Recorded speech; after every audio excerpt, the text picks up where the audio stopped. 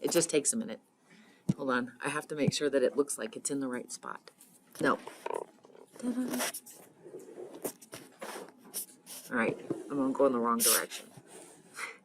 Okay, because I have to see these two things, and then that way I know I've got it in the right position. Okay, so I need some volunteer. Two volunteers. Okay, come up, both of you. Hands came up. Okay, so this is going to be our reaction. Okay, so you know that when a reaction starts, nothing but reactants. So you see the little sign. So this side says, all right. So when you start off, and you want to put a glove on because this is blue food coloring. I don't want you to have a blue hand.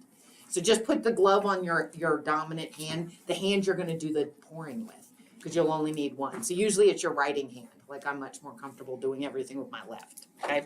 All right, so in this first one, we're actually going to start off and have them equal. So the forward reaction and the reverse reaction potentially could move the same amount because they're the exact same beakers. So you're the forward reaction and you come over here. You're the reverse reaction. Okay, so what you're going to do is I want you to dip, no scooping. Just dip your beaker all the way down in, like lay it flat down. Yep, all the way to the bottom, pick it up.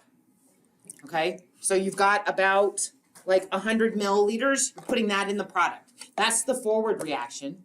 Okay, now you just dip yours just like she did. You're just gonna go straight down, pick it up. And when you pick it up, you've got almost none. And that's gonna be the reverse. So you notice when a reaction first starts, even if it's reversible, the forward reaction is much greater than the reverse reaction. Do it again. So she does one, you do one. That's right, dump it. And now you do yours. And dump that back in. So notice that now the reverse reaction's increased a little. Do it again. Keep going. Okay. So you do yours, you do yours, you do yours, you do yours. Because that's kind of like how reactions typically happen. So you start to notice, oh, now there's some product that's starting to form. So product is starting to show up in the beaker or in the pan over on this side. Keep going. And eventually, what do you think is going to happen? Okay, so eventually, because the beakers are exactly the same size, I will eventually end up moving the same amount forward as the amount back, and the levels in the pans are going to be exactly the same. Okay, so in that, if we look at the equilibrium constant, the amount of product and reactants will end up being the same. The levels in the basins will be equal, and so that they say K is equal to 1. Okay, because the amount in the product basin and the amount in the reactant basins will be equal. So it'd be like 50 divided by 50. That would give you an answer of 1. So if the forward and reverse reactions can move the exact same amount, then we're going to have an equal or a K that is equal to 1. Exact same amount. What do you think? So stop. Okay, so what do you think level-wise? Do you think they look about the same? Pretty close, okay? So that is if my forward and reverse reactions are the same. So, go to the next slide. So it's this. K is 1 if the product and the reactants are exactly the same, like this. But that's not always the case. Stay there. What if we have different beakers? Okay? So if you are the forward reaction, and you're the reverse reaction, we have to start the whole shebang over again, right? Because every time you start a reaction, you start with nothing but reactants, so there's no products to begin with. So now, you dip yours. So the maximum amount, pick it up and show them, like the maximum amount that beaker can hold is like 50 mils. It can't move more than 50 mils, so dump it. But her maximum amount is 400. So her beaker being much bigger, go ahead, is going to have the potential of moving more back into in a reverse. Nothing. So you do yours. So now just start doing them like you did before. So you do one, back and forth, back and forth. But because those beakers are different, when we get to equilibrium, do you think they're going to be exactly the same? No.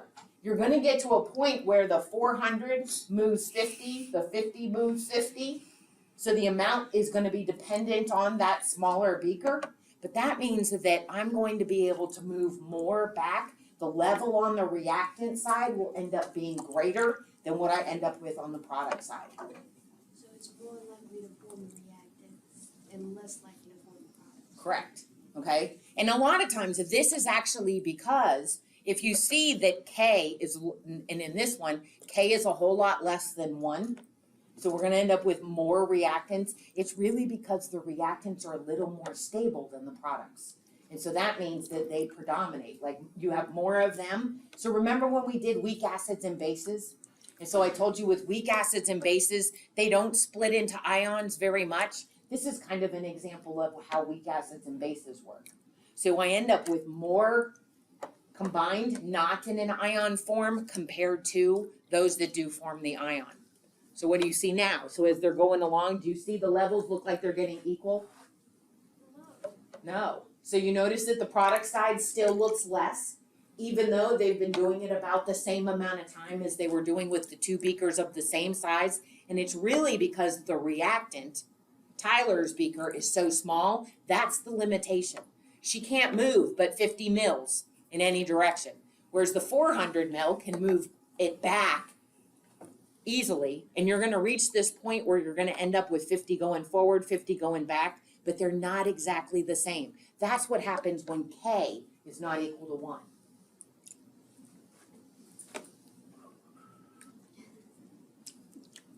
So what do you think? Do you guys in the front think it's changed much in the last couple of terms? Okay, so you do one more. She's like, no. Do one more dip. All right, now stop. Dip both of your beakers and hold them up side by side and see if you have about 50 mils in each. So you're at what? You're at like 40 and you're? Yeah, and she's about 40. So do you see at this point, they're each moving 40 mils. We're at equilibrium, but notice the levels are not the same. So when you think of equilibrium, most time people think, oh, it's because I have equal amounts of product and reactant. That's not necessarily the same. It really depends on the amount of the forward reaction compared to the reverse reaction. Initially, it'll create this imbalance. You can just dump them, we're good. Okay? So this example is, and you can, all right, so in this, what I wanted to kind of like the takeaway or the reason for looking at that is this is much more common. Having K's or equilibrium constants that are less than 1, this is when my product is less, so that's my right beaker or basin. My right basin has a whole lot less than the left basin. I have a lot more reactants, less product compared to more reactants is going to give me a small K or a small equilibrium constant. It's just a number that's kind of comparing how much product compared to reactant do you end up with. And so weak electrolytes, where I end up with, and the example that I gave you was vinegar. This is acetic acid.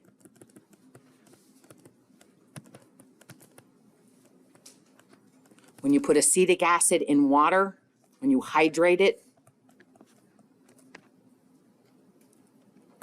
it forms an ion, but it does this in a very low concentration. So remember I said only about 5% form ions. 95% of the molecules stay together. That was the light bulb experiment when I showed the one that was real dim, that just barely glowed. So it only made a little bit of ions. That is very typical of what you see with weak electrolytes, weak acids and bases. They do form ions, but not very much. So their K value is going to be very small. Some equilibrium constant K values, they can be like 0.00000001, like very, very small. And that kind of like leads us into the whole idea of pH and how pH values were used in the logarithmic aspect. So I just kind of wanted to introduce that. And that's really the one. I'm not going to ask you to calculate any K values. We're not going to look at any of those. But just know that when you have equilibrium, it doesn't mean that the amount of reactant in product is exactly the same. It just means the forward and reverse reactions are the same. So there's no net change in reactants in products as the reaction sits there. So then we went in and we were looking at, okay, well, what happens if you do this, or, what happens if you have a reaction at equilibrium and you add or remove reactant or product. There's also the question of what happens if you change the temperature on a reaction that's at equilibrium, if I add energy or remove energy. With this, it really depends on if you're talking about an endothermic reaction or an exothermic reaction. So an endothermic reaction means that energy is what? Is it taken in or released in the reaction? It's taken in, right? Endo, like to go in. Endo is like to go in. Exo means to come out, okay? So if it's endothermic reaction, then energy is actually a reactant. So if you're looking at something that is an endothermic reaction, you can think of energy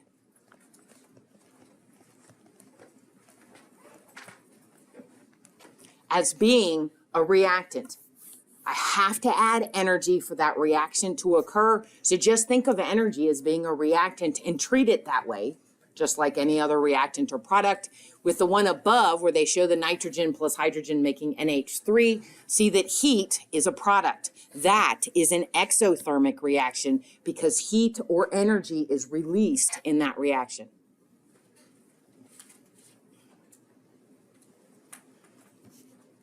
So the rule for this is if you add any substance to a reaction at equilibrium, it will cause the reaction to shift away from whatever you add. So that's sort of like the general rule of thumb that you always want to remember, because it doesn't matter if I add reactant or if I add product. Whatever I add, the reaction, whatever you add, think of like the seesaw. If I add something, that side of the seesaw is going to get heavier. The only way to bring it back into balance is to have the reaction shift away from whatever you add. So it doesn't matter if I add reactant or if I add product or if I add energy. Anytime you add, you're always going to shift the reaction away from what you add. So like if we just think about like A plus B making C, right? So in this, if I add A, do you see that which way does the reaction shift?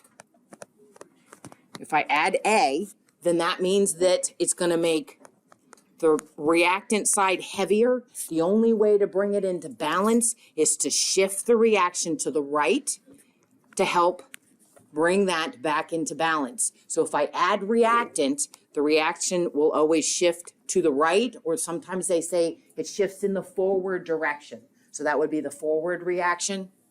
If I add product, so if I add C, do you see that if I add C, then that means that my product side gets heavier compared to the reactant side. The only way to bring that back into balance would be to move it in the opposite direction. So if I add product, the reaction says it goes to the left. Sometimes they say it's in the reverse. So if the reaction goes to the left, that's the reverse reaction. If the reaction goes to the right, that would be the forward reaction. So now this one, if I have energy over here, so if I add energy to an exothermic reaction, which way will the reaction shift? To the right or the left? So if I add energy, energy is just like product. Okay, so in this example, energy is on the product side. So adding energy or adding heat would be like adding product. So the reaction is going to shift away from whatever I add. So if I add energy, that's going to cause the reaction to shift in reverse.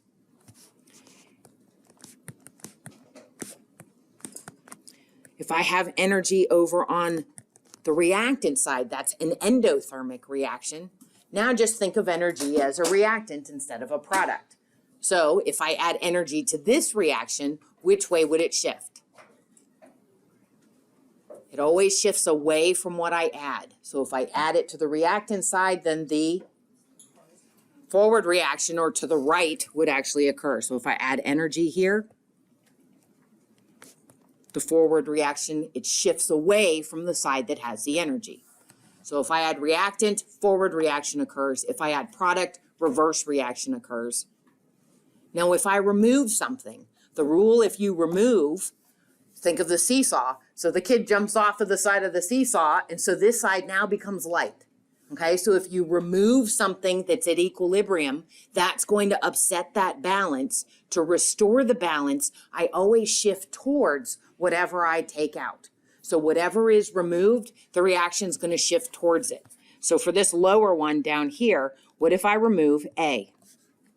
Which way will the reaction shift? To the left or the right? In reverse or to the left, right? So if I go to the left, that's the reverse reaction because I'm trying to make A back. I'm trying to balance it back in. What if I remove C?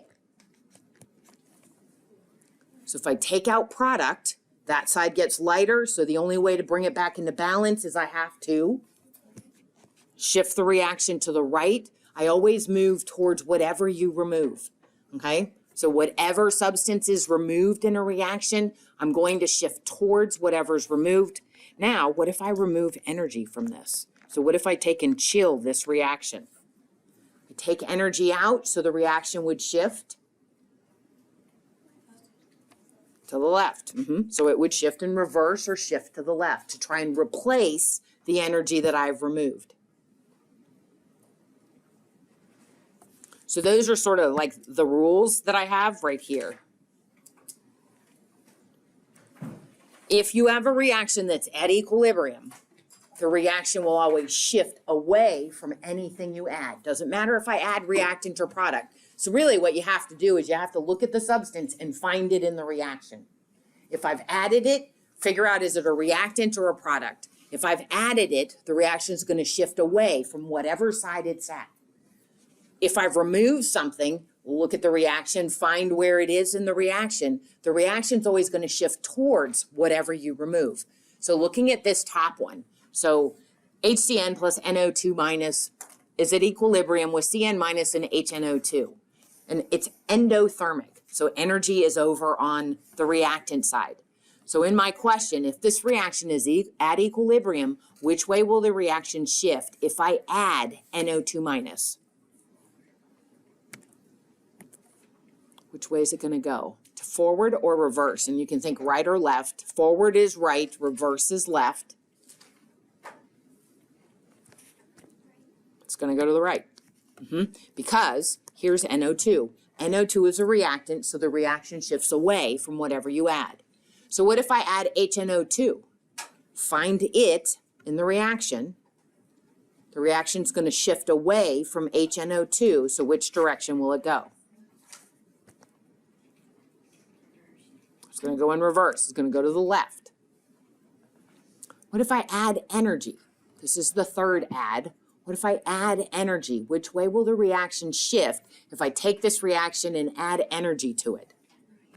To the right. It's going to go away from the side that has energy. Does that make sense? Okay, so all you got to do is if you add something, look at the reaction, you know the reaction will shift away from whatever in the reaction I add. Now, if I remove, the rule is the reaction is going to shift towards whatever I take out. So if I remove energy, which way will the reaction shift? It's going to go in reverse or to the left. Yep, so it's going to go this way towards the thing I took out. What if I remove CN minus? Find CN minus. It's going to go, it's going to go to the right. It's going to go forward. CN minus is over on the product side. What if I remove HCN? In reverse. Okay, so take a minute, see if you can figure these ones out. Here's the second one. So NH3 plus HSO4 minus at equilibrium with NH4 plus and SO4 2 minus. And this is exothermic, right? So energy is a product. So see if you can write which way will the reaction shift if I add or remove the following questions. So I'll give you a minute.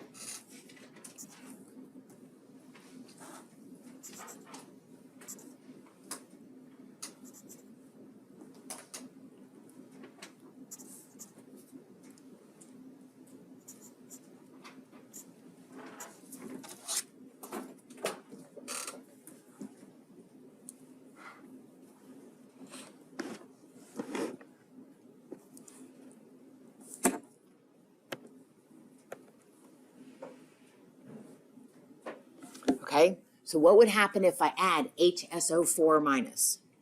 Forward or reverse? Forward. It's going to go to the right. Okay, forward reaction would go to the right. I'd make more product to balance it. It always moves away from whatever I add. What if I remove NH3? Reverse.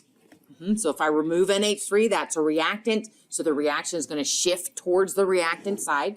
What if I add NH4 plus? Reverse. It's going to shift away from what I add, and NH4 plus is on the product side. What if I remove SO4 2 minus? Forward, because it's going to shift towards what I've removed. What if I add energy? Reverse. It's going to shift away from the side with the energy. And then what if I remove HSO4 minus? That would be reverse. Because HSO4 is a reactant, so it will shift towards to the left to replace what I've taken out. Okay, so this is sort of like, this is the rule that you want to remember, and treat energy as if it's a reactant or a product. If you're talking about an endothermic reaction, energy is a reactant. If you're talking about an exothermic reaction, then energy is a product. So just treat it the exact same, so you still use the same rule. So you don't have to like remember special temperature or energy rules. Just remember to figure out endothermic is energy like the top one, it's a reactant. Exothermic like the bottom one, energy is a product. Okay, so the equilibrium of acids and bases really exists just with weak acids and bases. Strong acids and bases, so you like remember like a strong acid like hydrochloric acid, when it combines with water, you get a single arrow, right? There's no double, there's no reverse reaction that occurs. You end up with 100% ions being formed. Remember that H3O plus, that is AQ, and CO minus AQ, but it's 100%. So no HCl remains associated. That's those strong electrolytes. Strong acids and bases form ions 100%. But weak acids and bases, they only form a little bit of ions, most of it, and this is the example that I gave you before, so this is that acetic acid or vinegar, and I said 95% and 5%. So most of your weak acids and bases only make a little bit of ions. So that's why their K values of product divided by reactant ends up being really small. So in these reactions, you can actually identify what is an acid and what is a base in the forward reaction. So remember that acids, you always want to remember, so acids, these are the ones that lose their hydrogen ions. They're called proton donors. I just remember that they lose their H plus. Okay, so they're going to lose a hydrogen. So if I look at these two, CH3, C double bond O, OH, and water, if you take and just compare the reactant to the most similar product on the opposite side, you figure out what happened to it. So do you see in this one, it lost a hydrogen. It went from CH3COOH to CH3COO. So it lost an H. So if it lost the hydrogen, that defines it as being an acid. With the base, I can say the same thing, except remember that bases, they define those as those proton acceptors. I just think of them, they gain the hydrogen. So they gain the hydrogen in the reaction. So look at the reactant, find the most similar product and do the comparison. So this went from H2O to H3O. So I can see that it gained a hydrogen. It gained the hydrogen ion, that makes it a base. So I define on the reactant side, that's the acid and that's the base. But this conjugate stuff, remember that if it's a weak acid and base, then it goes in the forward direction, but I also have a reverse reaction. So I could look at CH3COO with the negative charge, and I can actually compare what happens to it when it goes in the opposite direction. So do you see that CH3COO minus in the reverse reaction gains a hydrogen? So if it gains a hydrogen, then that means it's acting as a base in the reverse reaction. So I've got to think about going backwards. If I look at H3O plus on the product side, and I compare it with the most similar molecule on the reactant side, so if I think about it going back this direction, do you see that it loses the hydrogen? So H3O plus becomes H2O. So it loses its hydrogen ion. That's why it acts as an acid. So if they said this is an acid and a base, this is an acid, a base, it gets kind of confusing. So they split them and they say, okay, in the forward reaction, you describe the reactant as being an acid or a base. But in the reverse reaction, you describe them as being the conjugate acid and base. So the conjugate is really just what happens in the reverse reaction. That is why CH3COO minus is called a conjugate base, because it gains a hydrogen ion in the reverse reaction. That is why H3O plus is called a conjugate acid, because it loses its hydrogen ion if I'm talking about the reverse reaction. So acid and base is always going to be reactants. Conjugate acids and bases are always described as products. Okay, so that's that way you can define. So the acid and base is the forward reaction. The conjugate acid and base describes the reverse. And I'll tell you, there's an easy way to remember this. The acid always becomes the what? The acid in a weak acid and base reaction, the acid always becomes the conjugate base.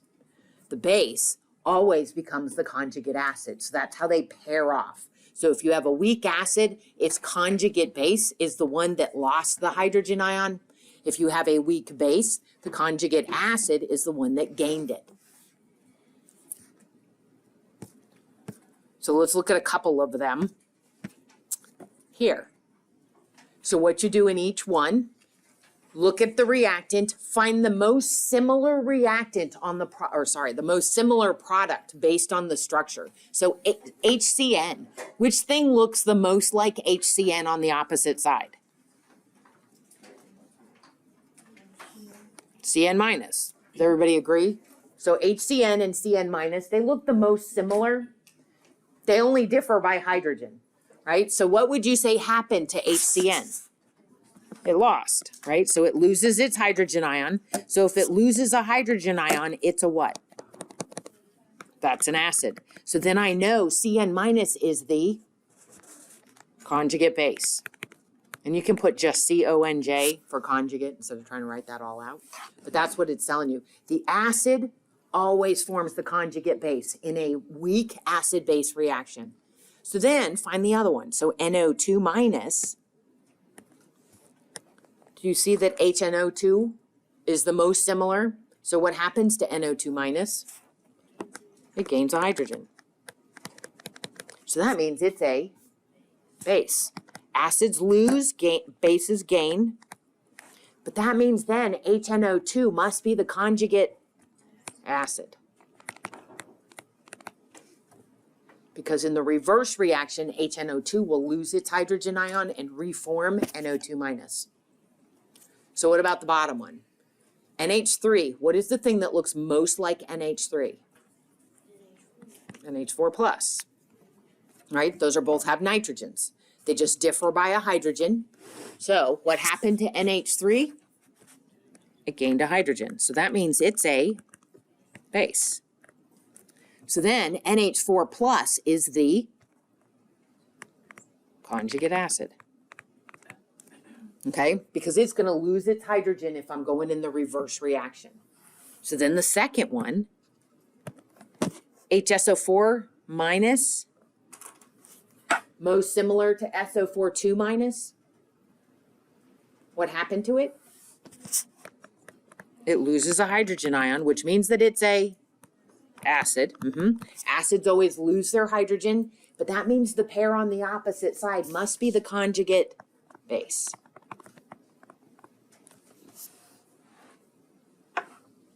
So that's all you have to do, okay? And you'll never have but 4. So you'll have 2 on each side, and they'll be pretty obvious which ones are pairs, okay? So like NH3 and NH4 plus, it's pretty obvious that they're the most similar reactant and product pair. HSO4 and SO4 2-, pretty obvious that they're the pairs. They look the most alike. They really just differ by number of hydrogens. Okay, so try this one. H3PO4, phosphoric acid.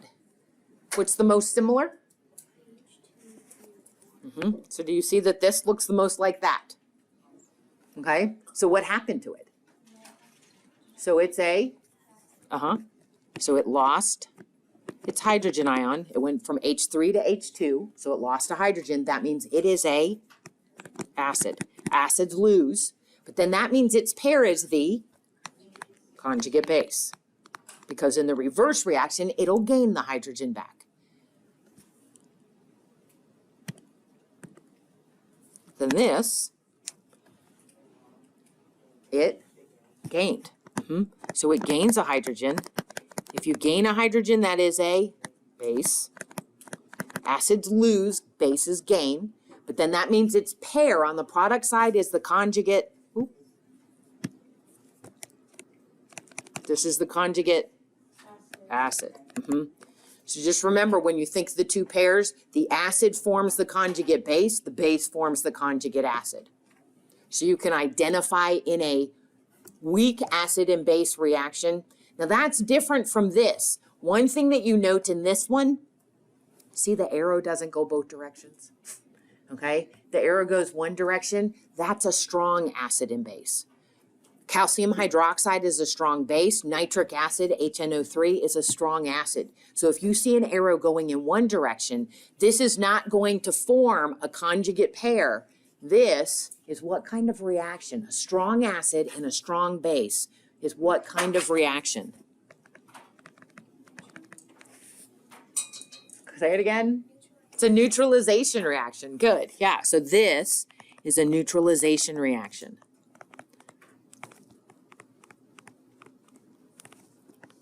One way that you can tell is the arrow. Single forward arrow. And I am not going to ask you to complete a reaction, okay? But a single forward arrow tells you that I'm not getting this equilibrium. I don't have a reverse reaction occurring. So in this one, strong acid and a strong base make what? Remember, very reactive ions, hydroxide ions, hydrogen ions, those are corrosive. But if I combine them, I'm going to make this really neutral what? Anybody remember? Water and salt. Okay, so the calcium actually combines with the nitrate, the NO3 component. So the outside forms the salt. Calcium's a +2, nitrogen's a minus, the nitrate's a -1, so you have to have two of those. And then the other thing, H and OH form water. So if you see this, this is not going to have equilibrium. This is when you have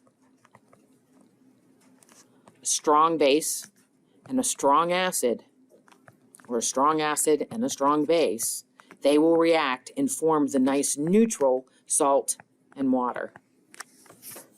So that's the difference between the acids and the bases. If you have a strong acid and base, they're just going to react and they're done. But if you have a weak acid and base, like the ones above, they'll actually form equilibrium so that you have this sort of ratio of reactants and products all present in the beaker.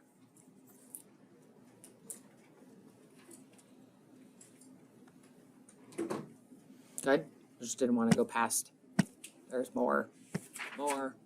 So this brings us to pH. So there's this interest in, okay, so what are strong acids and like how do you measure the amount of hydrogen ions, acids present?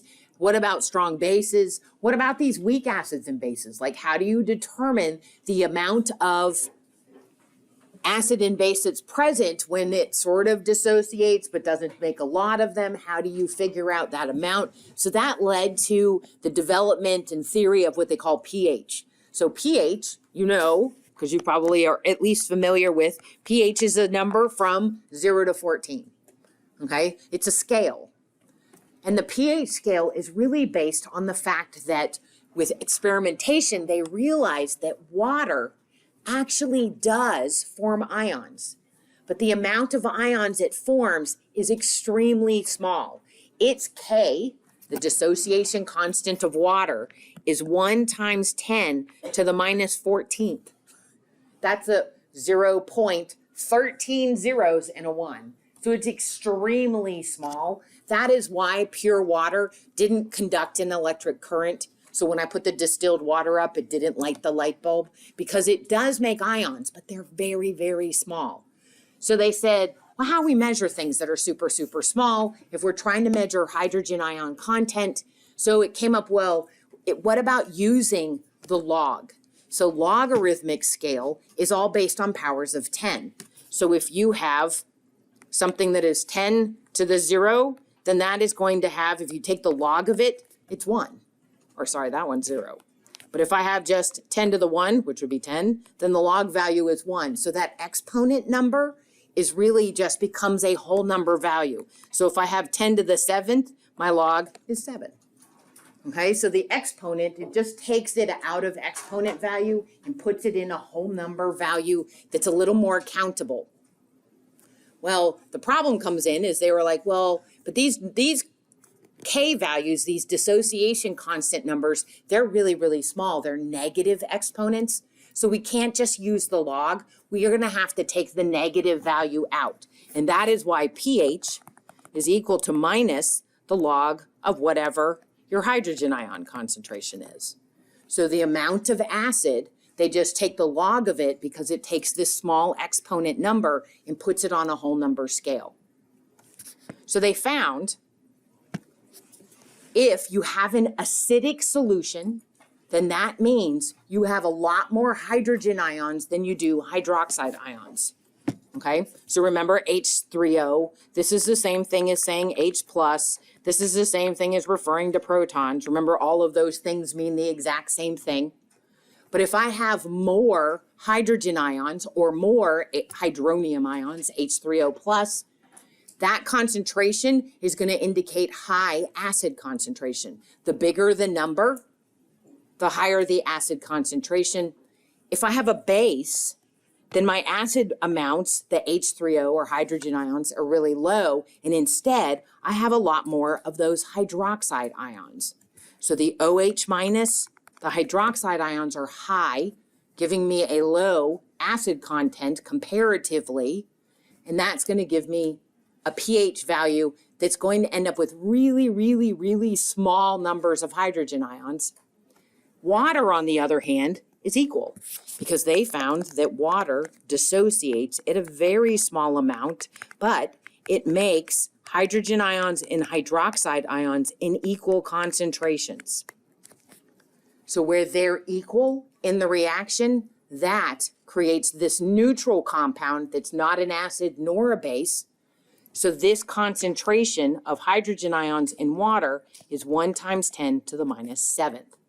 And so that really led to the scale. Well, if water has 1 times 10 to the minus 7th ions of acid, then we could say that is a neutral pH. So that is where the pH scale of 0 to 14 came about, is just because water is the one that's right slam in the middle, and it became the neutral.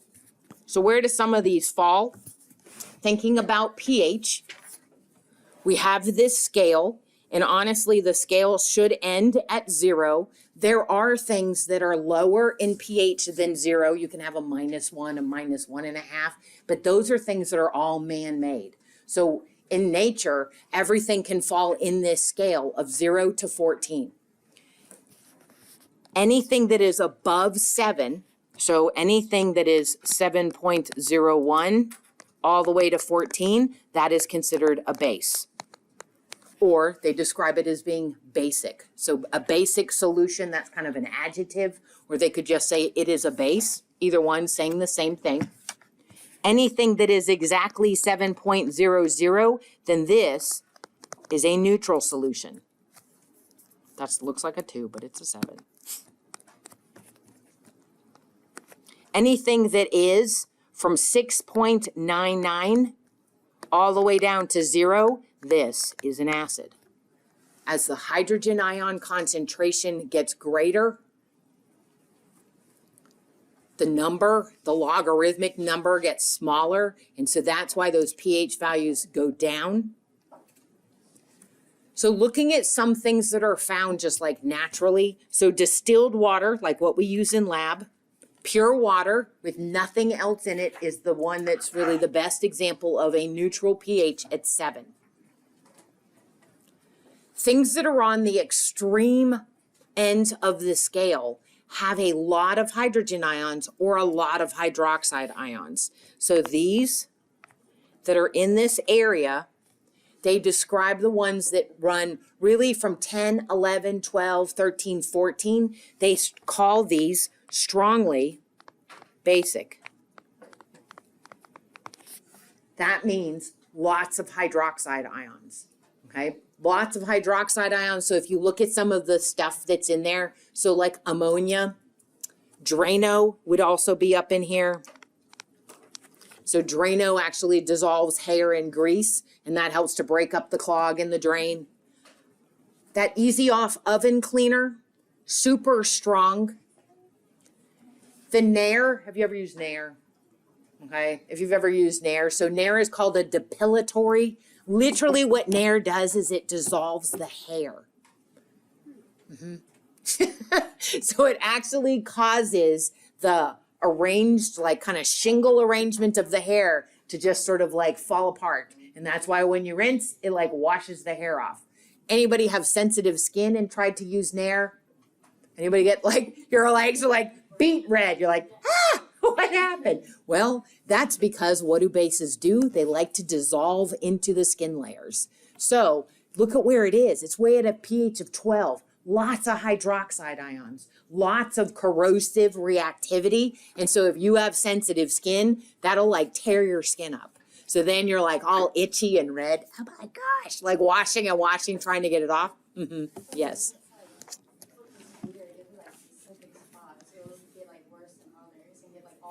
Yes, it's like, nope, nope, yes. So it's like literally like putting Drano on your leg, okay? So really high, anything above 10, you really try to limit your exposure to, okay? Right? When you use this stuff, you wear gloves, okay? I would not encourage anybody to use Nair personally, because I'm like, why would you put that on your leg? But, you know, beauty.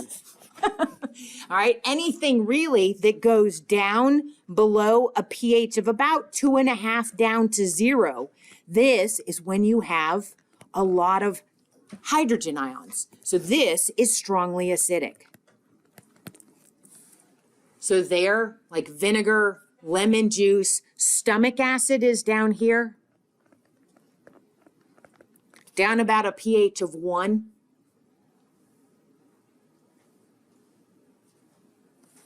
So same thing, exposure, prolonged exposure to this can cause irritation to tissues because there's a lot of hydrogen ions. So remember, extreme amount, parts on the pH scale, you usually try to limit your exposure to because of its corrosive condition. I'll tell you the lemon juice. So my little nephew, and I mean, he's not little, he's like 6'3" now, and he's like in a graduate student. But when he was a little kid, so he has 3 sisters. So his sisters thought it was really funny to watch him eat lemons because he'd make this soured face. But he actually like started liking lemons, and he would like eat lemons. And I was like, that's very strange. He went to the dentist and they were like, no more lemons for this kid because it was dissolving the enamel on his teeth.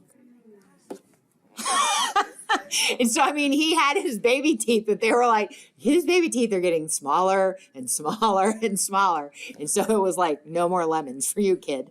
So that's because, I mean, that's lemon juice has the ability to do that. Yes, you kind of he had to like soak his teeth in lemon juice, but he was one that would do that on a regular basis.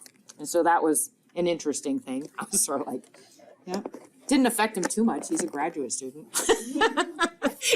I kind of wondered about him early on, but yeah, he's like, he's come a long way. He's done pretty good. Anything that's in this middle area, okay? So things that are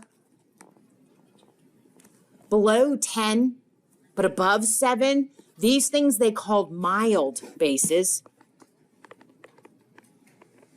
Or they say they're mildly basic.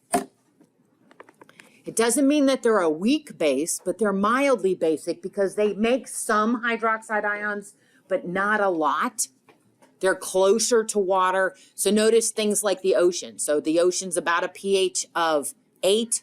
And so swimming in the ocean doesn't really cause any kind of irritation, unlike like the Nair kind of thing. So less hydroxide ions, but it does leave your skin your skin will feel slippery, which is a characteristic of a base while it's wet. Going down below, things that are in the pH of 3 to 6.99 range, they call those mild acids. So this is a mild acid, mildly acidic. And in fact, most of the foods that we eat are actually mild acids. The citrus, the tomatoes, the sauces, most of those things, even milk is a little bit acidic, rainwater is a little acidic, coffee, beer, wine, all of those things have a little bit of acid in them, but they tend not to be strong. Now, some people, like things like tomatoes, will trigger acid indigestion because it'll increase the amount of acid in the stomach and cause irritation. So some people, those things bother them. But look, tomatoes are all the way down around 4. So that is why that may cause more of an acid indigestion reaction than others. So we can actually calculate these if we know the concentration. So if we know the concentration of an acid or a base, we can calculate the pH. So I told you that pH is going to be minus the log of the acid concentration. So you might see the acid concentration, and this is the log, it looks like leg. So minus the log of the acid concentration. So if you didn't grab a calculator when you came in, you'd need to grab a calculator, okay? Or get your calculator out if you have your calculator with you.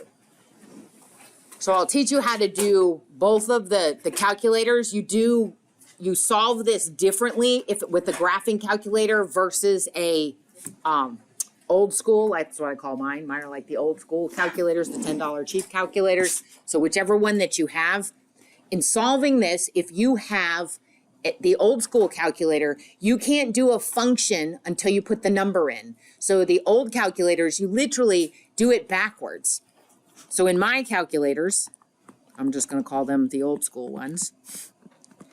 In order for me to solve, so this says I'm given a 0.050 molar HCl solution. So one, hydrochloric acid. I know that this is a strong acid, and really we're not going to do any calculations with anything that's not. We're not really going to calculate weak acids because that gets much more complicated to figure out their pH because they don't dissociate 100%. We're just going to use ones that are strong acids or bases because we know the concentration is the ion concentration. Okay, because this is a strong acid, remember that when HCl is put in water, 100% hydrogen ions or H3O plus ions are formed. So the concentration of my acid is the concentration of the hydrogen ions. So it makes it easy. You just plug whatever the concentration is. I'm just going to use this number. So in an old school calculator, I actually have to put in the concentration first.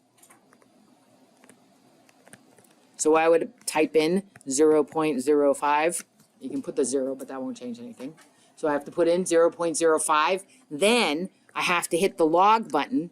And then I have to hit the little plus minus button, which is the button down near the equal sign. It's the change the sign button.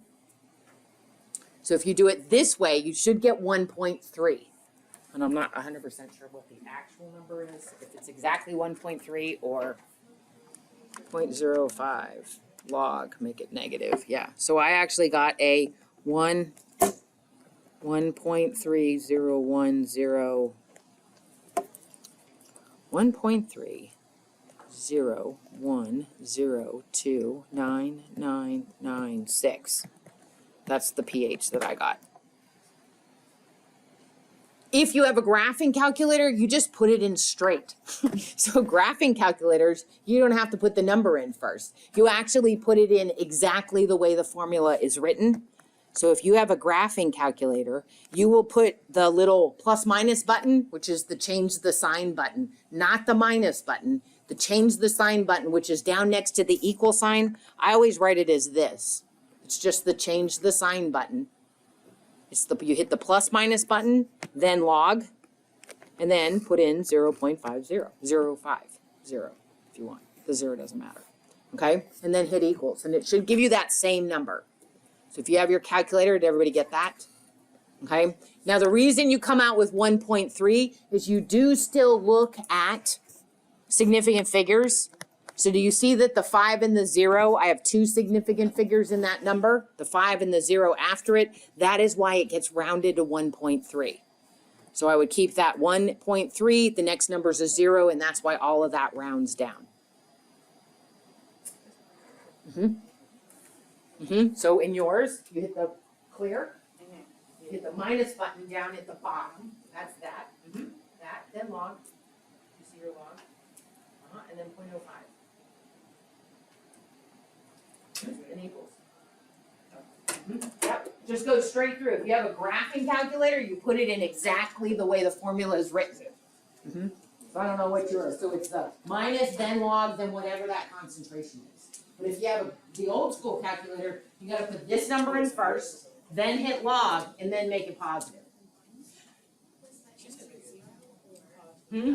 It's this, 1.0, well, it's 1.301029996. Yeah, but you gotta, did you put this plus minus before you did yours? Did you put the little negative next to the equal sign? You gotta hit that first, then log, and then put in your number. So that's the graphing calculators are kind of nice in that way, because it actually put it in straight away going across. The old calculators, you have to put a number in, and then you can do a function to it. You can't just hit log, it'll be like, huh? It'll give you an error. Did you get that? Yeah. Okay, yeah. Just make sure you do it in that order. If you're going the opposite direction, so if you know the pH, you can figure out the concentration of an acid. So in this, we really have to flip and do the reverse of it. So if you know the pH, and I want to know what is the acid concentration, I have to put this in kind of backwards. So in this one, pH is the second log of the negative, it's not the pH, sorry, it's the acid concentration. So H3O plus, the acid concentration,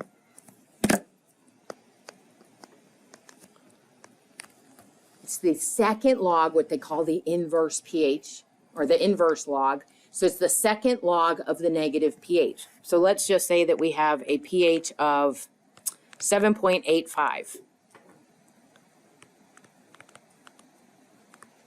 What is the acid concentration? So if you have the old school calculator,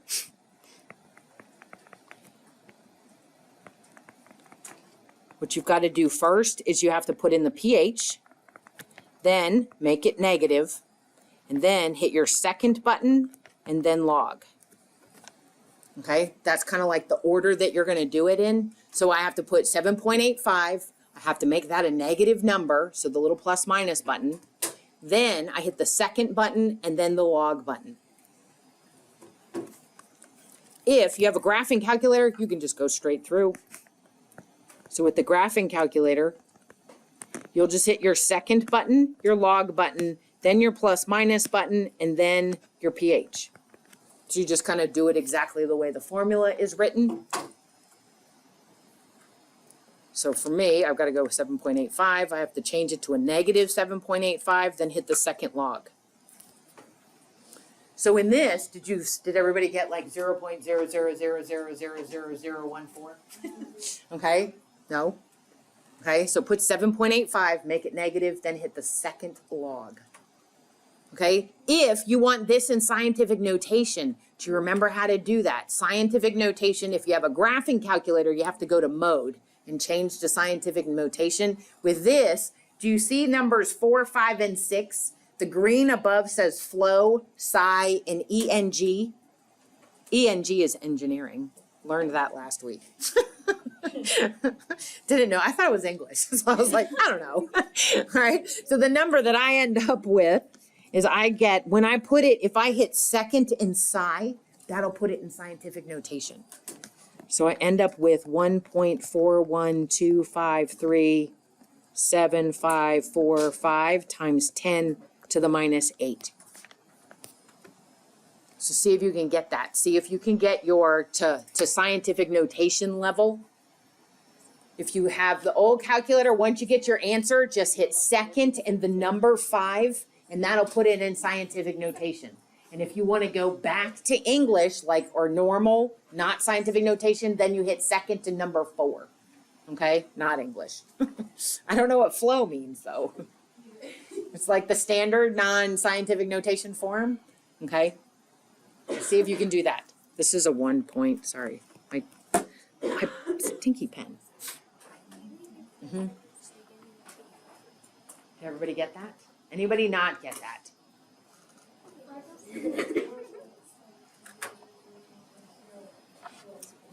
Did you get an E? E minus 8 in yours? Graphing calculator. Oh, yours isn't really, yeah. So, well, and in yours, I don't. You do. And then if you go, just for your, how to change it to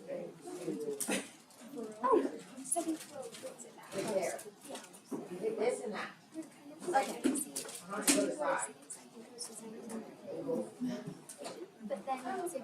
And then if you want to go back, you go second into the degree thing, and then hit, go back and flow.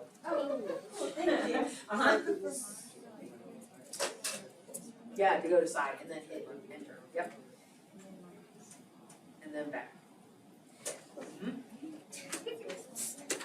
Yep, a negative. Negative 7.85. 85, and then just equals. So here.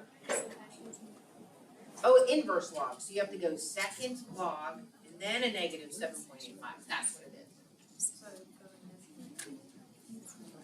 It should stay in that mode until you change it back. Like once if you have a graphing calculator and you put it in the scientific notation, did you get it? Yeah, I got it. Okay, so if you have a graphing calculator and you put it in scientific notation, it should stay that way, and you have to go back to mode to change it back. Okay, so here's another one. So try those. Okay.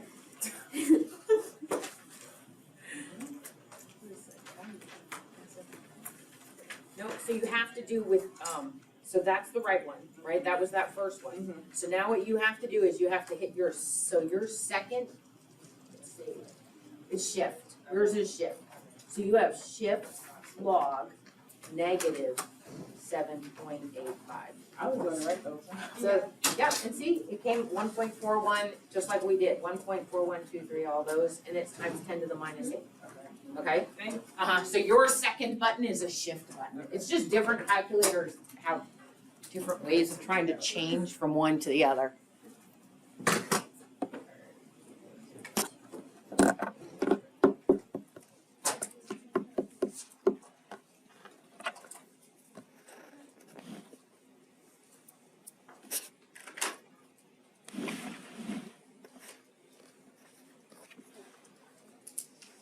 So I gave you sort of like the steps with these ones. If you have an old calculator versus a graphing calculator, just make sure that you follow those steps. Whichever one that you're going to use.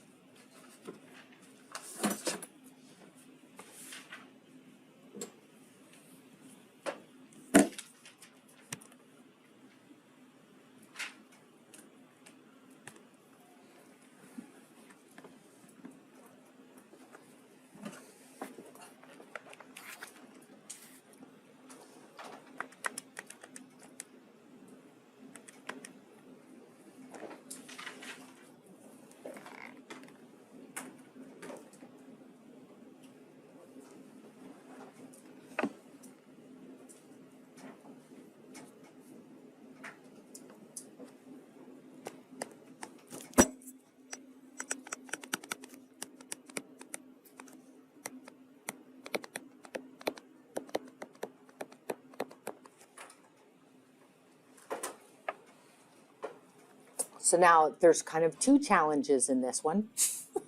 The first challenge is, can you put it in exponents? Does everybody remember how to do exponents with the calculator? Remember, that's the EE button, okay? If you have an old calculator like these ones, the EE button is one of the buttons on the calculator itself. So when I put this in on my old calculator, I put in 2.65, and then I hit the EE button, and then I put in a -5. So remember, when you have that EE button, it like will put your exponent, it really means times 10 to the. So I don't have to put any of the times 10 to the, I just put in 2.65, hit the EE button one time, the two little zeros show up and put in a -5, then take the log of that and change the sign.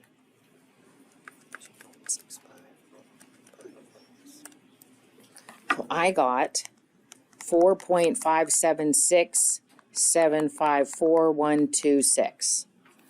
Anybody not get that?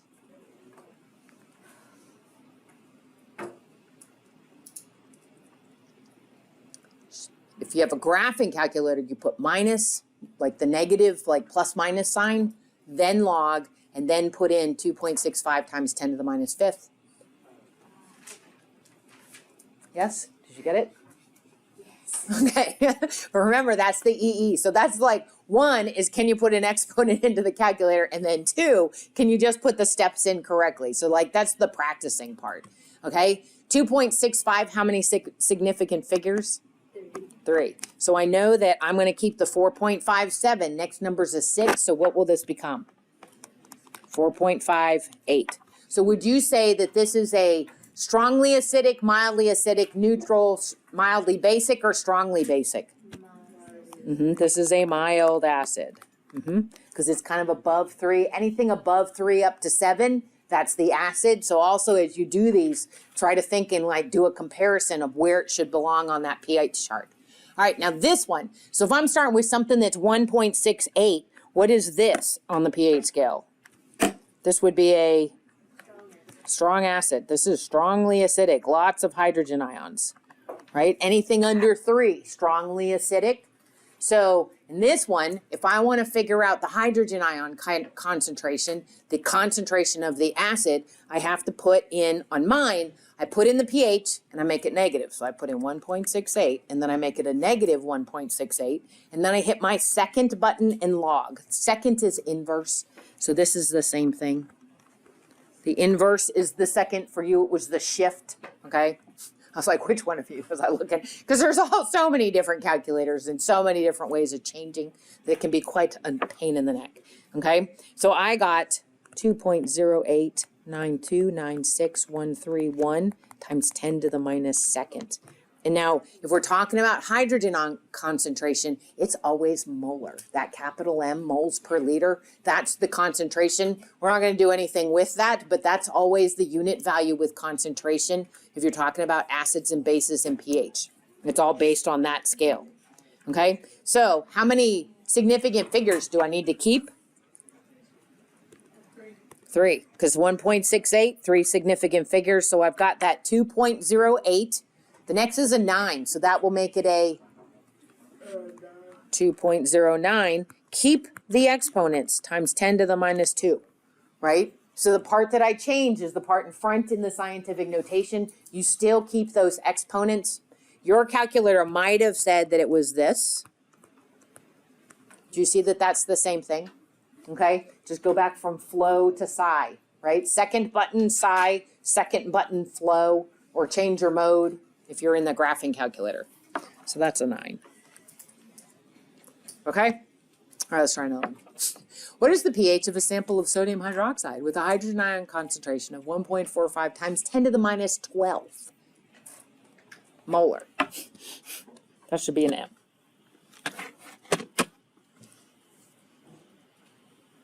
pH. Find the pH with this concentration. 1.45 times 10 to the -12. Like I said, this should be more.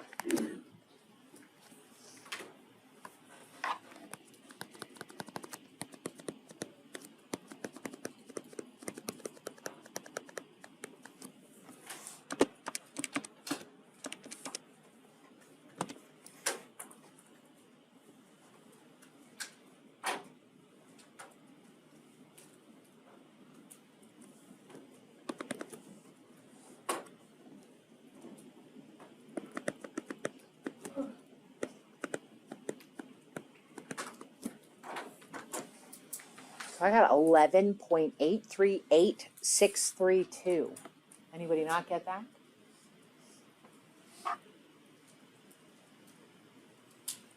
Did minus the log of 1.45 times 10 to the minus 12.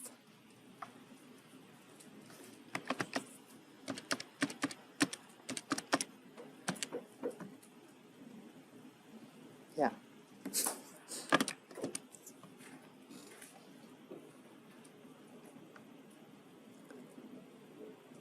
Second question, what would I round this to?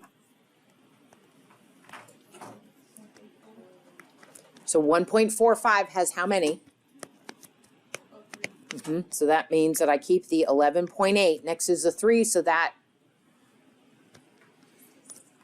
just drops off. So I would end up with 11.8 as my pH. Is this a strongly acidic, strongly basic, weakly basic, or is it neutral? This is going to be strongly basic. Anything really above 10. Okay, 10 can kind of be your limit. Things that are from 7.01 up to 10 would be more mildly or weakly basic. So this is strongly basic. And then the last one. So what is the hydrogen ion concentration of a substance with a pH of 8.35? So first off, 8.35, strongly acidic, strongly basic, weakly basic, or neutral? This would be considered weakly basic. Okay, or mildly basic. It's above 7, but lower than 10. So see if you can figure out the hydrogen ion concentration. That's the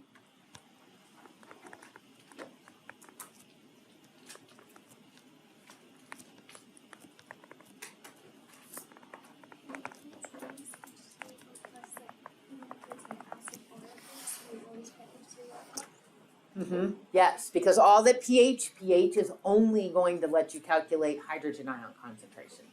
Okay, if you wanted to calculate hydroxide ion concentration, that's POH. So then it's like the opposite scale. Okay, but basically we stick with pH just as a way of counting for managing numbers.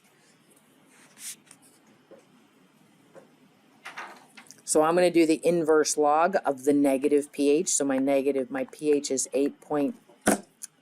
8.35, make it negative, take the second log.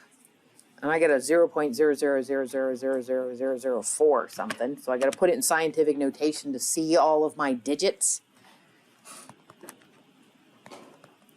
4.46683592 times 10 to the minus 9th. Remember, that would be molar because that's a concentration. Did everybody get this one? Just do practice these ones. Practice them because this is really the only math that's on this test. Just practice to make sure that you can put them in the right order. 8.35, how many significant figures? 3. So I got to take the 4.46. Next number's a 7, so what, or 6, so what does it do?